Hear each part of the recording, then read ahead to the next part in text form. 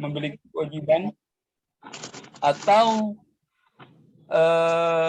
non pemerintah seperti organisasi-organisasi kesehatan lainnya. Ada IDI, ada ikatan-ikatan kesehatan yang lainnya. Atau kita sendiri, kita semua ini sebagai mahasiswa, justru yang perlu untuk mensosialisasikan terhadap pentingnya infrastruktur public health ini. Jadi nanti selesai ini, teman-teman dimohon untuk memberikan sumbangsi pemikiran tentang hal ini ya. Sudah ada bahan untuk kita diskusi ya. Kemudian apakah public health ini penting di dalam apa istilahnya ya, rekor kesehatan kita, baik untuk diri kita, untuk kedepannya, atau untuk cucu-cucu kita gitu. Contohnya ya, kita tahu kan tentang itu Galaskai, anaknya siapa tuh almarhum itu siapa namanya itu, Hadisah. Itu kan dia si Gala ini tidak tahu kan rekod kesehatan tentang ibunya, bapaknya gitu kan. Itu apakah penting seperti itu? Jadi nanti kalau ternyata si Vanessa punya rekam medis bahwa dia darah tinggi dan sebagainya, sehingga si Gala ini, anaknya ini, yang tidak tahu, belum pernah melihat ayah orang tuanya itu, bisa tahu. Sehingga kedepannya si Gala ini, anaknya itu, bisa aware terhadap kesehatan dirinya sendiri. Karena dengan adanya public health ini gitu. Jadi kita diskusinya di seputar itu, yaitu adalah tentang seberapa penting adanya, perlu adanya infrastruktur informatik public health ini. Oke, kita mulai.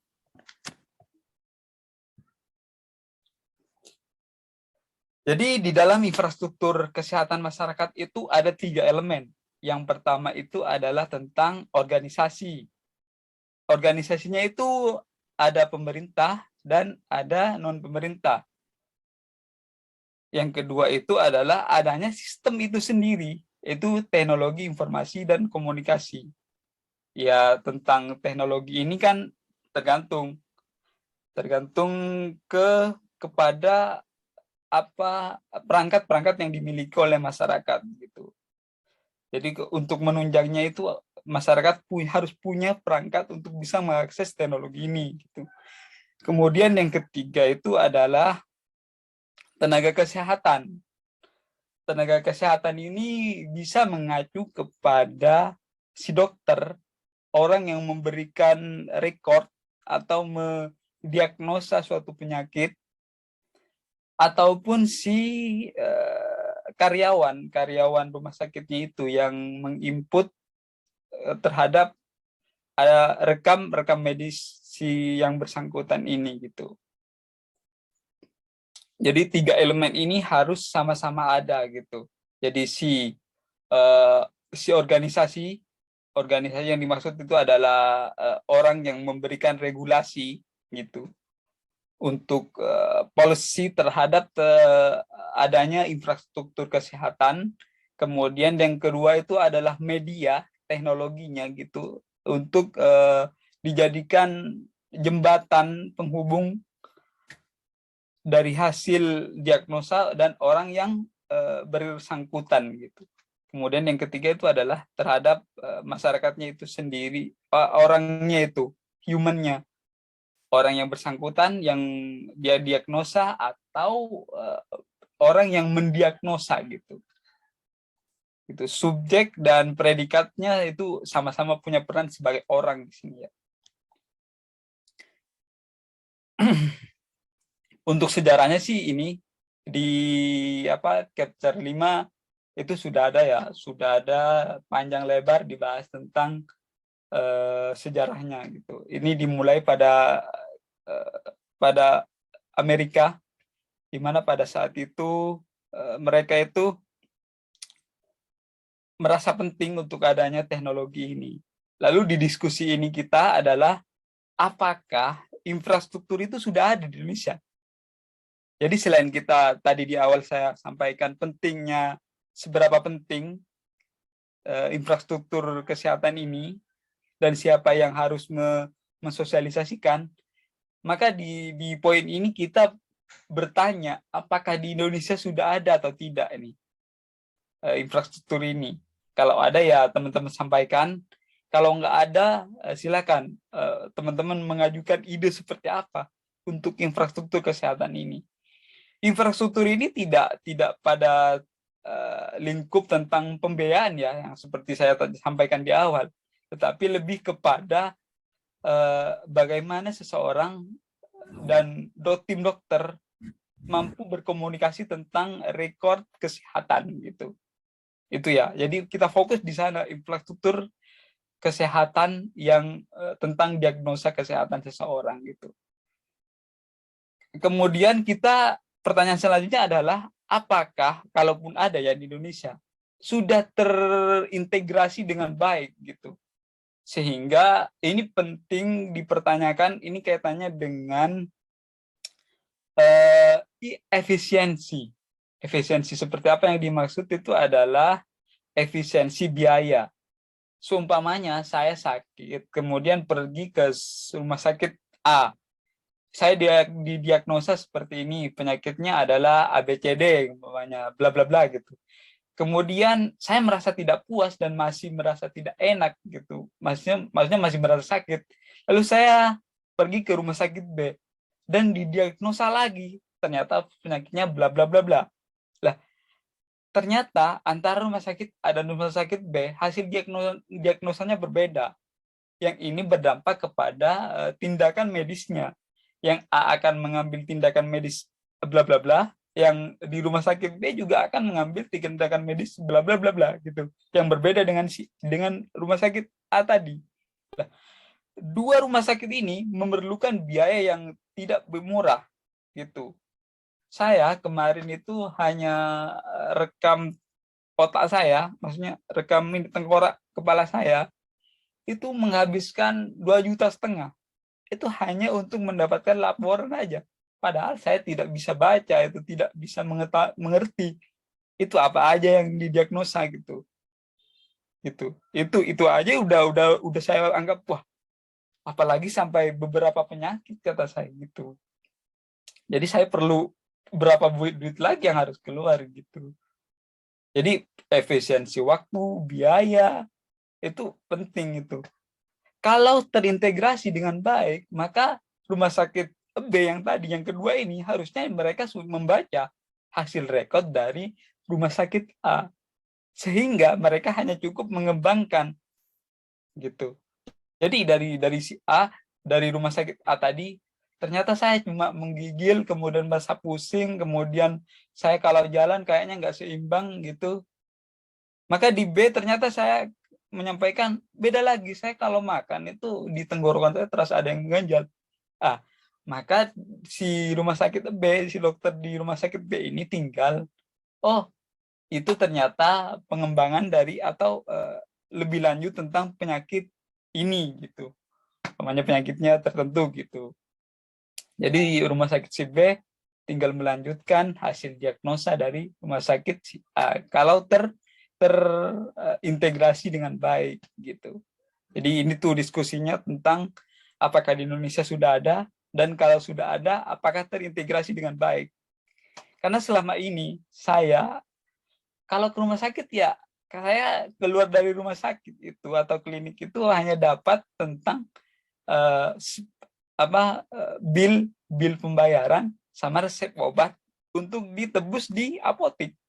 Udah itu saja. Sehingga kalau ke depan setelah itu maksud saya sakit lagi ya saya harus diagnosa lagi gitu. Maka itu butuh biaya. Dengan adanya infrastruktur ini, kalau kita mengacu pada chapter ini, itu mereka di Amerika nih spesifiknya ya, itu menganggap penting gitu. Tinggal di Indonesia kita ini, apakah kita menganggap penting itu gitu. Tinggal kita compare antara Amerika dengan ini gitu. Ini juga ada kaitannya dengan pengetahuan masing-masing masyarakat sih sebenarnya gitu. Kalau saya pribadi dan kita diskusi itu dengan Mas Dwi itu menyepakati bahwa penting adanya infrastruktur ini. Tinggal bagaimana dari teman-teman nanti diskusinya gitu. Selain dari 3 elemen tadi, ternyata arsitektur ini ada teknisnya gitu, memiliki teknis di masyarakat itu sendiri gitu, di mana landscape-nya itu bisa macam-macam gitu, baik bisa melalui record yang memanfaatkan tentang cloud atau ya hanya sistem saja gitu. Makanya ini ada kaitannya dengan integrasi tadi itu. Hasil arsitektur teknisnya itu bisa digambarkan seperti ini nih. Ini. Jadi ada 3 tier. Ini 1, 2, 3. Ini terbagi 3 tier ya menurut saya gitu. Saya menyimpulkannya ada 3 tier. Tetapi untuk penjelasannya ini masing-masing sudah ada di chapter tentang apa saja gitu. Di mana rekor kesehatan seseorang ini itu dapat tersimpan dengan baik, kemudian dapat diakses oleh jadi si rumah sakit juga dapat mengakses, si laboratorium juga dapat mengakses gitu. Tuh. Kemudian terjadi notifikasi, itu bisa bisa berupa SMS gitu. Itu kan zaman dulu gitu. Jadi untuk sekarang bisa notif ke WA atau yang lainnya gitu kan. Itu sehingga memunculkan awareness yang lebih gitu. Jadi kita tidak perlu menunggu atau masyarakat itu tidak perlu menunggu penyakit dirinya itu perlu stadium tertentu yang itu bahaya, perlu sampai di titik bahaya baru aware tentang penyakit dirinya, nggak perlu sampai ke sana kalau adanya infrastruktur ini. Jadi sejak awal sudah ada awareness. Kita tahu kanker, contohnya kanker payudara, itu tidak bisa langsung, wah dia kanker, enggak.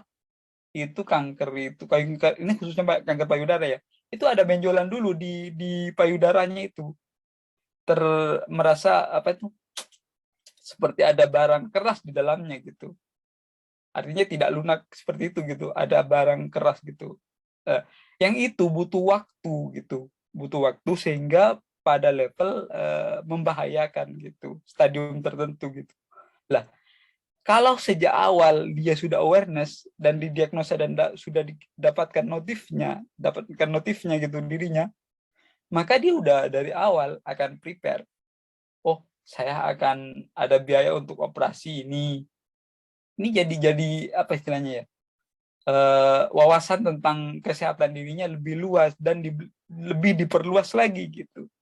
Sehingga makanan apa saja yang mempercepat virus kankernya itu berkembang biak gitu, dan apa saja yang dapat mengurangi perkembangbiakan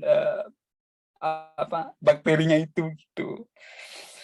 Jadi dengan adanya infrastruktur ini di 3 tier ini, 3 lapisan ini, lapisan pertama adalah tentang penyimpanannya, kemudian ada interaksinya.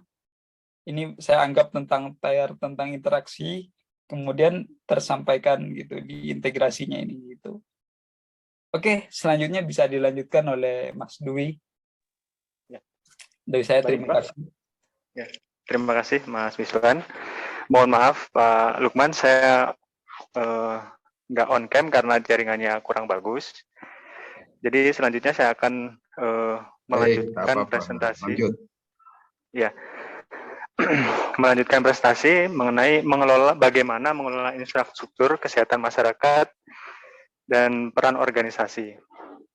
Sebetulnya ada 3 cara dalam mengelola infrastruktur kesehatan masyarakat itu. Yang pertama adalah creating and enforcing policies. Yang kedua, organizing work. Yang ketiga adalah managing people. Gitu. Nah, untuk penjelasannya pertama ini, bagaimana suatu organisasi meng-create public health organization define the scope of the public health infrastructure. Nah, mengenai organizing work, public health organization define the business process that drive the public health infrastructure. Untuk yang ketiga, managing people, public health organization define how and when the workforce can access and use public health data information. Jadi bagaimana kesehatan masyarakat memberikan akses data dan informasi untuk masyarakat. Nah, next slide, Mas Wiswan.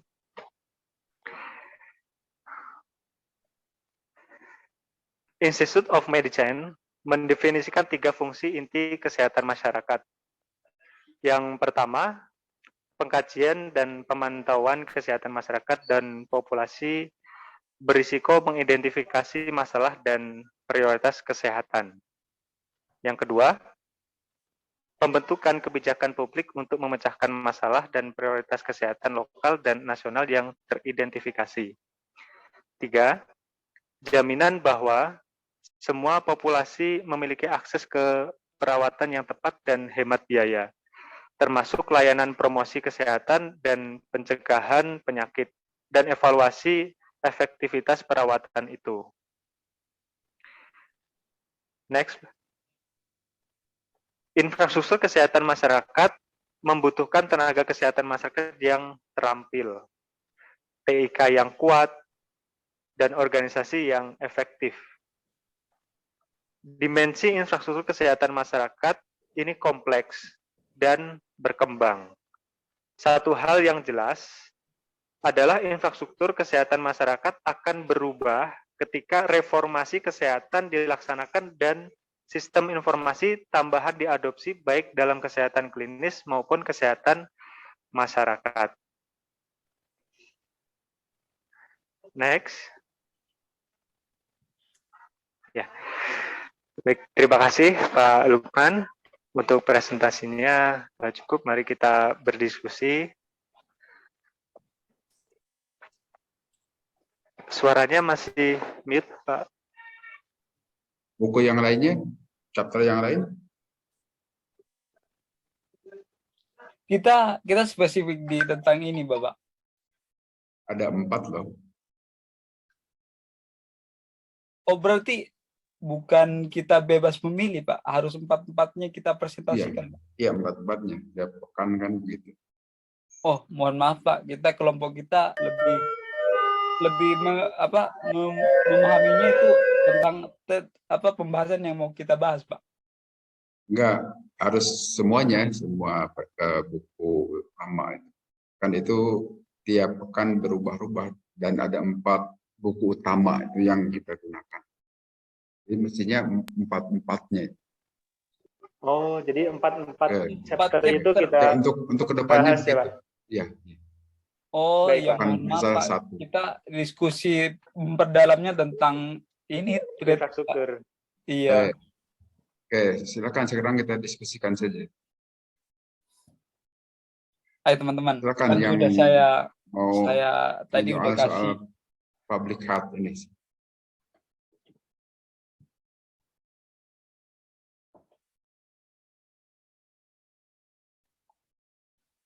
Teman-teman. Seberapa penting sih? Kan sudah saya tadi sampaikan. Silakan Kusuma Anggraito, gimana?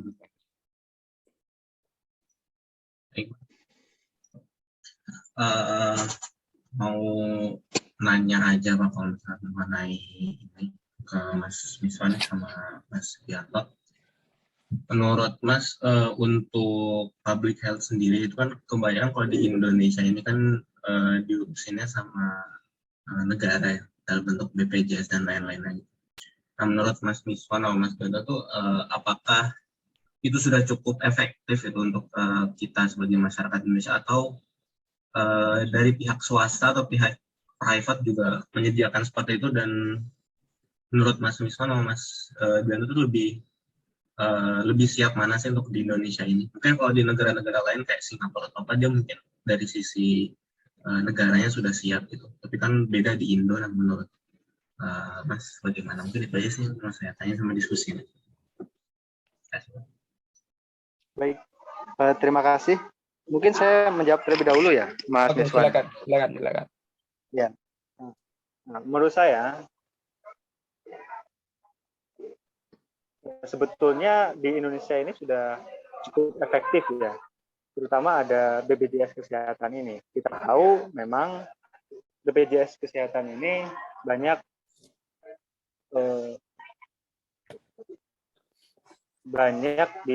diminati, atau masyarakat Indonesia itu sebagian besar dia menggunakan fasilitas BPJS. Jadi di dalam BPJS kalau kita install mobil JKN itu, sebetulnya apa yang tadi dipertanyakan oleh Mas Miswan tentang infrastruktur, bagaimana kita mengelola historis dari data kita itu, di mobil JKN itu sudah ada. Jadi menurut saya di Indonesia ini sudah cukup efektif. Mungkin Mas Miswan ada tambahan lagi ya? Silakan. Ada. Sudah cukup efektif, tetapi perlu dikembangkan lagi. Karena BPJS itu hanya berfokus pada pembiayaan. Artinya tidak lebih kepada biaya tentang kesehatan seseorang gitu. Yang saya inginkan itu adalah lebih dari hal itu. Artinya tiga lapisan ini tadi tuh, orang, organisasi, dan TIK-nya itu perlu dikembangkan lagi. Yang orangnya itu aware terhadap adanya infrastruktur yang perlu dikembangkan, kemudian teknologinya harus dikembangkan sehingga lebih usability-nya itu lebih mudah diterapkan. Kemudian yang organisasi ini perlu memberikan policy yang tadi disampaikan oleh Mas Dwi itu di presentasinya. Jadi pemerintah itu harus ada polisinya gitu tentang infrastruktur ini. Sehingga apakah teman-teman tahu nggak, teman-teman itu punya rekam medis apa gitu? Di mana teman-teman akses gitu? Kalau kata dia Mas Dwi bilang kan di JKN. Apakah kita semua paham tentang JKN? Aksesnya dari mana? Dan rekodnya itu dari mana gitu? Itu kan kita tidak aware kan? Apalagi masyarakat luas gitu yang tidak punya akses pendidikan gitu. Mereka tambah ini, makanya mereka itu ketika ada pemilu, mereka acu tak acu gitu. Ngapain saya kenyang lapar tentang saya sendiri gitu. Karena mereka merasa bahwa pemerintah ini ya cukup di pemilu aja itu udah gitu. Padahal organisasi di ini dan di teknologi dan di orang ini punya peran penting gitu. Sehingga si organisasi pemerintah itu, government itu bisa memberikan media-media teknologi untuk orang-orang atau masyarakat dan si rumah sakit itu gitu. Salah satunya ini ya, biar juga kita jadi share ini ya, knowledge itu, adalah di pengakseskan rumah sakit. Itu bisa diakses di Peduli Lindungi. Ini kan sudah terpisah kan, barusan di JKN, sekarang di Peduli Lindungi. Di Peduli Lindungi, teman-teman bisa mengakses tentang di rumah sakit mana ruangannya itu masih tersedia untuk pasien dan kelas apa saja yang tersedia untuk pasien. Jadi kita sudah bisa mengefisiensi waktu dan biaya tempuh gitu. Sehingga kita mau ke rumah sakit A yang jaraknya 8 kilo dengan durasi kemacetan berapa jam, itu sudah bisa kita efisiensi gitu. Dengan adanya Peduli Lindungi yang spesifik di ruang penyedia ruang terintegrasi tentang ruangan rumah sakit gitu. Ini kalau hanya berbicara tentang rekam medis dan tersediaannya ruang gitu, ruang rumah sakit gitu. Jadi sudah efektif, tetapi perlu dikembangkan dan lebih efektifkan lagi gitu, sehingga tidak hanya sebatas itu gitu. Karena menurut saya itu infrastruktur kesehatan masyarakat itu lebih luas lagi sebenarnya sih gitu, dan perlu disosialisasikan gitu. Makanya saya tadi di awal bertanya kan, siapa yang punya peran ini sebenarnya untuk mensosialisasikan, sehingga mereka tahu ada JKN, ada Peduli Lindungi yang ngasih tahu tentang ruangan rumah sakit. Jangan-jangan kita hanya tahu bahwa Peduli Lindungi untuk scan barcode ketika mau check in di suatu tempat, jangan cuma berpikir seperti itu ya. Gitu. Ini jawaban dari kelompok kita. Gimana Mas tadi penanya? Oke Mas, sudah terjawab juga ya. Paling mau nambahin dikit aja sih. Iya silakan. Kan Peduli Lindungi dengan BPJS itu sama-sama dari pemerintah ya Mas ya. Benar. Dan ya untuk skala pandemi, Peduli Lindungi itu sudah cukup cepat kan Mas ya, perkembangannya. Kita nggak tahu tiba-tiba Peduli Lindungi ini udah di develop pemerintah tuh cepet banget lah gitu. Benar-benar aplikasi itu udah jalan gitu. Nah, menurut Mas Miswan ya, Mas Dik, apakah keduanya itu harus diintegrasikan gitu Mas? Kan kalau yang BPJS itu untuk pembayaran ya, sedangkan kalau Peduli itu untuk informasi-informasi dan kebutuhan kita sebelum kita melakukan check up dan pengobatan lain-lain. Apakah harus diintegrasikan atau lebih baik BPJS saja, Peduli aja gitu? Paling gitu. Gimana? Mas Dwi, silakan duluan Mas Dwi.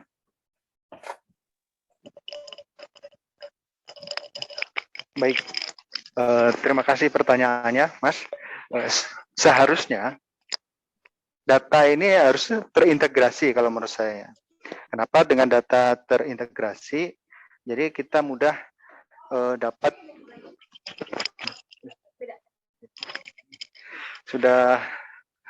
dapat untuk mengakses data dengan mudah gitu. Jadi data itu menjadi satu sehingga dapat diakses oleh masyarakat gitu.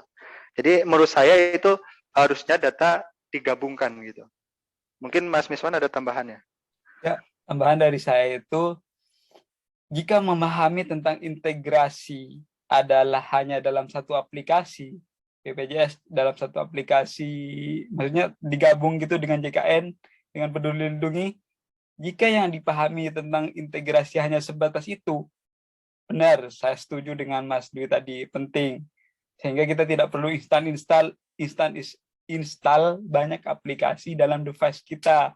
Itu.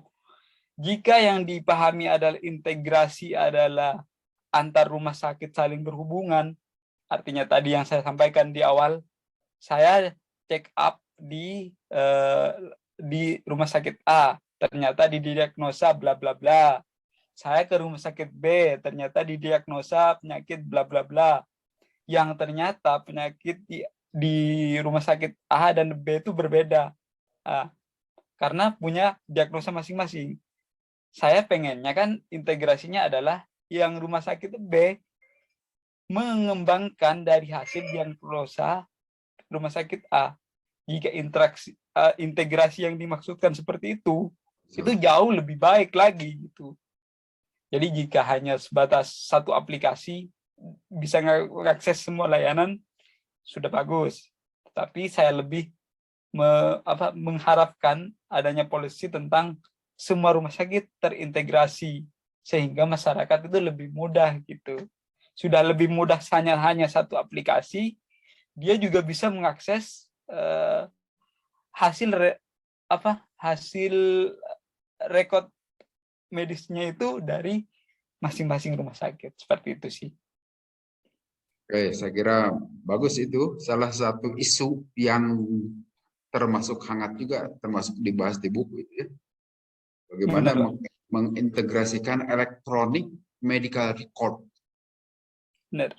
Artinya, ya seperti ide tadi, bahwa kalau Anda berobat di satu rumah sakit, kemudian pindah ke rumah sakit yang lain, medical record-nya itu tidak perlu diperbaharui, pakai medical record yang awal saja. Gitu ya. Sehingga praktis dimanapun berobat di rumah sakit atau di dokter atau di klinik manapun, itu catatan medis kita itu tetap di situ, gitu kan. Itu yang butuh integrasi tadi. Dan ini itu yang banyak di isu itu. Nah, untuk skala nasional, nampaknya ini masih butuh usaha keras, masih perlu nanti kerja-kerja dari bidang teknologi dan sistem informasi untuk bisa mengintegrasikan hal itu. Karena jangankan kaitannya dengan itu elektronik medical record, untuk elektronik KTP aja kan masih bermasalah. Ya, Jadi bagus, tapi cita-citanya, idenya itu harus ada, walaupun di tataran pelaksanaan itu masih perlu sejumlah langkah lagi, yang nggak masalah. Hanya saya ingin memberikan gambaran nih, bahwa electronic medical record itu di beberapa tempat, unit-unit terbatas itu sudah terimplementasikan itu. Saya beri contoh nyata itu di PT Telkom, ya, karena saya kan di situ terdaftar juga sebagai peserta kesehatan di dana pensiunnya itu, ya, peserta di Yakes, Yayasan Kesehatan. Nah, itu electronic medical record di PT Telkom, di klinik-klinik Telkom yang tersebar di seluruh Indonesia itu sudah terintegrasi. Jadi apa yang tadi diceritakan, kalau kita berobat di Bandung, kemudian sehari-hari di Bandung, katakanlah, kemudian satu waktu ada di Surabaya, lain waktu ada di Balikpapan gitu. Nah, itu medical record-nya itu tetap itu bisa dibaca oleh klinik manapun yang ada di Indonesia. Itu infrastrukturnya memang ya lebih baik lah dari sisi toh yang memiliki infrastruktur telekomunikasi dan teknologi informasi memang di Telkom. Nah, itu pun baru-baru saja, bukan dari dahulu, ya. Tetapi bahwa apa yang tadi didiskusikan itu bisa jadi keinginan atau cita-cita kita semua orang Indonesia, sehingga berobat dimanapun tidak perlu membuka ataupun membuat medical record baru lagi. Toh medical record yang satu itu bisa digunakan dimanapun, sehingga istilah untuk second opinion kalau kita berobat kan bisa saja satu dokter memiliki pandangan A gitu terhadap penyakit kita. Nah, kemudian kita ingin mendapat opini yang lain dari dokter yang lain. Nah, bisa saja OPD-nya jadi lain lagi. Gitu. Iya. Tapi kalau dengan medical record yang sama, nah mestinya itu kesimpulannya tidak jauh-jauh beda amat antar dokter atau antar rumah sakit. Gitu. Nah, selama ini karena tidak ada riwayat yang ditulis secara terpusat itu, sehingga bisa lain-lain itu kesimpulan masing-masing rumah sakit atau dokter. Benar. Tapi saya kira itulah yang nanti yang harus dijadikan atau bagian pemikirannya harus dituangkan dalam tugas besar pertama, gitu ya. Tadi sudah saya ceritakan itu sebelum kalian masuk ke para presenter itu sudah diceritakan ke yang lain. Itu sekarang ini di Kementerian Kesehatan sudah membuat itu roadmap untuk itu, untuk bagaimana penyelenggaraan public health informatik se-Indonesia. Demikian juga PT Telkom sudah merancang jaringannya, ya. Artinya jaringan dalam arti di sini di atas kertas atau di layar gitu. Tapi kalau penggelaran jaringan dalam artian secara fisik, ya PT Telkom sudah memilikinya, baik yang wireless maupun yang wireline atau menggunakan satelit. Ya. Sudah tinggal nanti masalah kontennya saja aplikasi, dan membutuhkan rancangan arsitektur yang tentu saja harus efektif dan efisien dalam penggunaan aplikasi dan juga data-data centernya dan macam-macamnya itu. Termasuk keamanan juga kan. Data center itu bisa atau dipusatkan data-data itu, tetapi sekali terganggu ya gawat juga itu.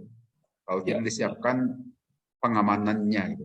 Artinya kita juga harus memikirkan sisi keamanan sistem informasinya juga dari sisi arsitekturnya. Nah, itulah yang nanti harus kalian usulkan bagaimana. Kalau tadi Miss Wan mengatakan harus diusulkan dari betul itu menjadi tugas besar kalian nanti ya.